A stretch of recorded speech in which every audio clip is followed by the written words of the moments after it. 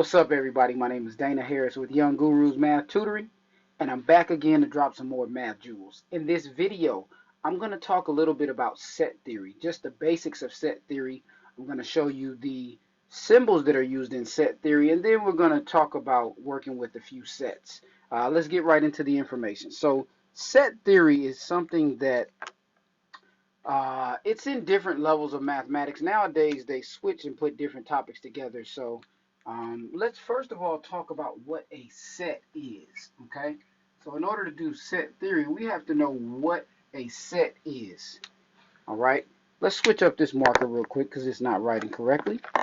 A set is a collection of objects, really. It's a collection of objects. All right. Now, mathematically speaking, it's typically numbers. It could be anything, but typically speaking in mathematics, it's numbers. Sometimes it may be letters or variables, as we call them. But a set is a collection of objects. All right. Now, within sets, we have elements. Okay. And within the elements, for the sake of this video, we're going to use numbers or whatever for our elements. So its elements are each object within the set.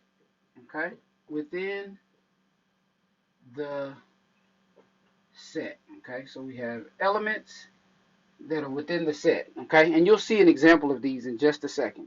All right, so now there is a certain language or a certain format that they can write anything that we're talking about sets with. It's a shorthand form. So for example, you might have this. If set S, or actually let's write it like this. Let's write it like this. We don't want to say it like that. If S is a set, if S is a set, we can say A is an element of S. So this symbol right here looks almost like an E. This means that A is an element of S. A can be anything. You're going to see in just a second, all right? So if S is a set, then A is an element of S means that A is an element of set S. So whenever you see this, it means this right here. A is an element of set S, okay? Key thing is knowing that symbol right there, okay? Now, we also have some other symbols. Let's erase this. Let's erase this part right here. All right, so talking about elements within sets first, and then we'll give some examples. All right, so let's say we have three things that we typically talk about. We talk about the union, okay? And the symbol for union looks like this.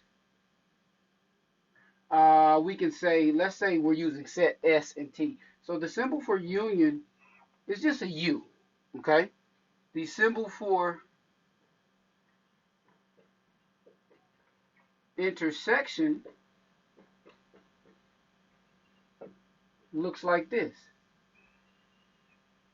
So it's just almost like an N. It's basically the union symbol flipped, okay? And then we have something else we want to talk about, the empty set. Okay, and the empty set looks like a zero with a line through it. That means there's no elements within that set.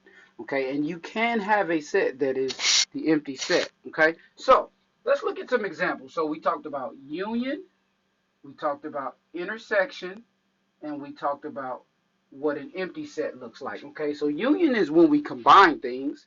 Intersection is when things basically intersect. You'll see in just a second. Um, but let's get right to the examples. Like, I've done enough talking. I'm ready to do some examples. And I want you to see this because when you see it, it will make sense. So let's say we have set S, and it looks like this.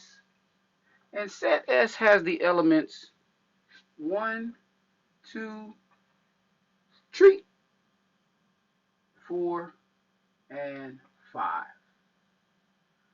Set T has the elements 4, 5, 6, and 7. And let's say set V. V is going to be 6, 7, and 8. Okay, we just keep small sets, right? So now, what we want to find is, the first thing we want to find is example 1. So let's find S union T. All right, S union T. What this is saying is we're going to combine set S and set T together. Okay, so basically S union T is equal to, well, S is 1, 2, 3, 4, 5, and T is 4, 5, 6, 7. So 1, 2, 3, 4, 5, 6, 7. Now, somebody's probably thinking, well, 4 and 5 are in S and T. Shouldn't we list them twice? No, we do not have to list them twice when we're doing the union, okay? So if I take the union of set S and T, I'm just putting all the elements from S and all the elements from T together. That's union, okay? All right, let's look at another one. Let's do intersection, okay? So let's do example 2. I want to have let's do S intersection T, okay? So S intersect T, we want to know what elements are in S and T, okay? So S intersect T are simply going to be 4 and 5 because 4 and 5 are in S, 4 and 5 are in T, okay? And in this, there are 2 elements in the set S intersect T, okay? There are 5 elements in set S, 4 elements in set T, 3 elements in set V. All right, so that's S intersect T. And let's do one more. Let's say example 3. Let's do S intersect V. Okay, so S intersect V, we want to know what elements are in S and V. Well, S is 1, 2, 3, 4, and 5. V is 6, 7, and 8. So S intersect V is actually equal to the empty set. Okay, and actually, I would actually put it like this without the brackets, simply because it's the empty set. Okay, so S intersect T is the empty set. All right. Depending on who's teaching it, some books may have it in the bracket still. I typically don't teach it like that because that's the empty set is there's nothing in it. Versus if I put it in the braces, then it actually is an element. Okay, but anyway, either way works. So S intersect V is the empty set because there are no elements that are in set S as well as set V. So that's some basics on sets. Sets are really, really cool. It's typically in the higher levels of mathematics like number theory, but like I said, um, a lot of times college textbooks and then sometimes high school textbooks now, they're taking with the shifting of curriculum, they're taking different topics and putting them in different textbooks. And then a lot of times there are a lot of people that aren't even using textbooks, but this is just one of those cool topics I wanted to talk about. So thank you so much for watching.